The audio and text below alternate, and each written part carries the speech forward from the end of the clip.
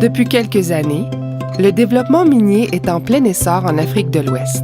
L'industrie minérale mondiale s'intéresse de plus en plus à cette région pour son potentiel exceptionnel. Plusieurs petites exploitations artisanales sont déjà en production. Ce type d'exploitation à petite échelle est un moyen de subsistance pour beaucoup d'habitants de régions minières éloignées, comme celle de Kédougou au Sénégal. Il y a un énorme potentiel horrifique en Afrique de l'Ouest, principalement en surface, qui rend justement les activités d'orpaillage de plus en plus intéressantes. Cette industrie utilise des procédés qui sont assez archaïques et voire rudimentaires, qui nuisent beaucoup à la santé et sécurité des travailleurs, mais aussi qui ont un taux de récupération qui est minime, voire qui perdent beaucoup de temps à traiter pour peu de résultats. C'est de là que justement il y a jusqu'à 1400 tonnes de mercure qui est utilisé dans l'environnement pour traiter cet or-là. On a aussi tout ce qui est au niveau des effondrements des galeries, les femmes, les enfants qui vont travailler de façon assez intense. Là. Il y a aussi un gros solde migratoire en divers pays sans contrôle des frontières qui s'amène justement le développement de villes un peu de n'importe quelle façon qui se développent. Et en plus, l'économie qui va se développer autour de ça ne seront pas faites en concertation avec les communautés locales. Donc, ça peut créer des conflits même sur le terrain. Donc, ça a beaucoup de problèmes socio-économiques sans même développer une ressource ou une valeur ajoutée ou vraiment de la valeur sur le terrain parce que les taux de récupération est assez faible dans ces régions-là. Je pense que l'Afrique a beaucoup à apprendre de nous parce que justement, on a fait des erreurs dans le passé ici. On essaie justement de leur inculquer ces notions-là de développement, mais sans devoir à refaire toutes ces erreurs qu'on a faites dans le passé. Équipement KN est une entreprise canadienne de plus de 60 ans d'expérience, spécialisée dans la conception, la fabrication, la distribution et la mise en opération d'équipements innovants pour l'industrie minière. KN a mis sur pied une filiale sénégalaise basée à Kédougou, au Sénégal, les Industries orientales SAE, et compte ouvrir des filiales à proximité des futurs sites des projets porteurs afin de s'implanter en Afrique de l'Ouest, au Burkina Faso et en Côte d'Ivoire. L'entreprise offre à l'Afrique de l'Ouest des solutions d'affaires répondant à des besoins socio-économiques importants. Les activités de KN consistent non seulement à distribuer divers produits aux entreprises minières du continent, mais surtout à promouvoir l'UMCO, unité modulaire de concentration d'or pour les PME, coopératives ou micro-entreprises d'orpailleurs qui exploitent le minerai de surface à petite échelle. Actuellement, les orpailleurs utilisent des méthodes gravimétriques pour retirer l'or de la roche. Donc, ils vont concasser le minerai et suite à la différence de poids entre la roche normale et l'or, qui est 36 fois plus importante que la roche normale, dans un sluice qu'on appelle, ils vont faire précipiter l'or dans des tapis. Donc, c'est simplement l'or grossier qu'on va être en mesure de récupérer parce que toute l'or fin, qui n'a pas une assez grande différence, va continuer tout seul dans le minerai. L'avantage de notre technologie, c'est justement on dissout l'or comme du sel dans de l'eau. Donc, le taux de récupération va se situer principalement de 90 à 97 %, dépendant des contaminants qu'on peut avoir dans le minerai. Actuellement, les orpailleurs utilisent le mercure pour extraire l'or parce que le mercure, joint avec l'or, il va se dissoudre complètement, de la même façon que le cyanure va le faire. Par contre, le mercure, lui, ils font des petites boules avec, qui manipulent avec leurs mains. Ils doivent brûler le mercure. Donc, 100 % du mercure s'en va dans l'environnement. Le cyanure, par contre, une fois qu'il va avoir fait son travail, il va être récupéré et détruit à l'aide des rayons du soleil, simplement, et retourner dans l'environnement de façon totalement neutre.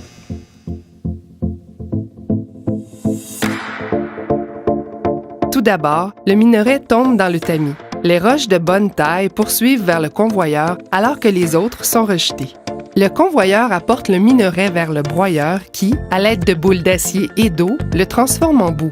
La boue poursuit son chemin dans une cuve où une partie de l'eau est retirée, ce qui forme une pâte. La pâte est transférée dans des cuves contenant du cyanure. Le cyanure dissout la pâte et absorbe l'or qu'elle contient, produisant une solution liquide.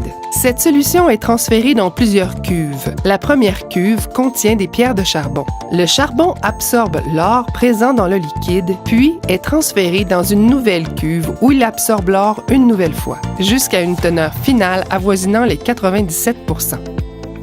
Enfin, on envoie le charbon à la fonderie où on en extrait l'or pour produire les lingots.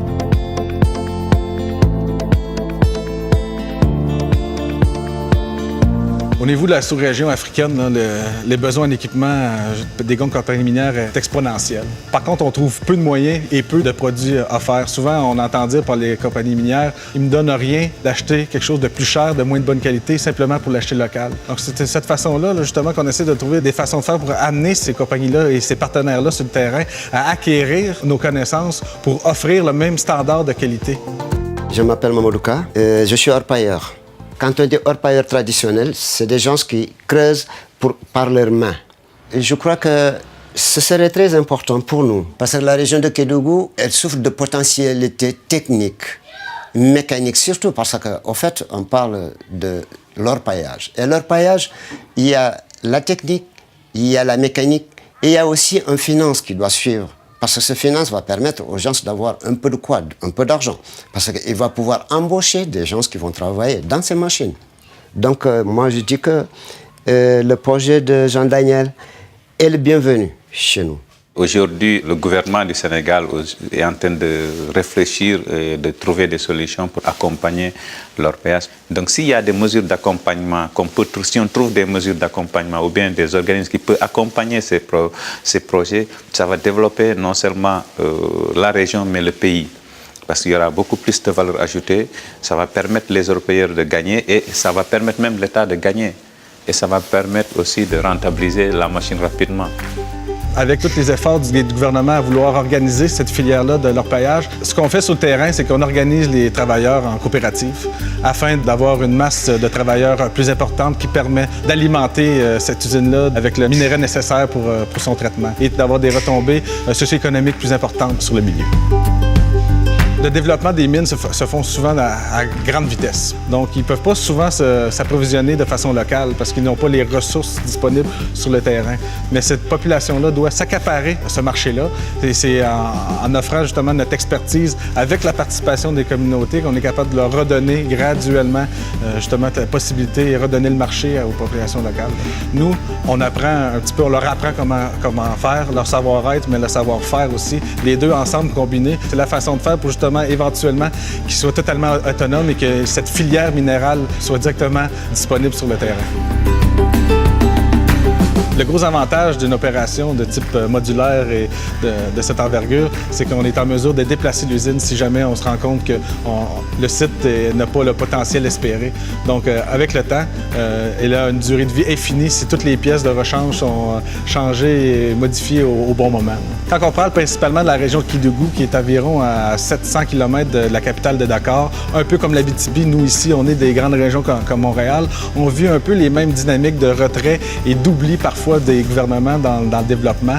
C'est justement que ça fait aussi un marché qui est assez captif, où il y a beaucoup de potentiel de développement. Les gens se cherchent du travail, les gens sont prêts à travailler, ils veulent se sortir justement de ces conditions qu'ils vivent présentement.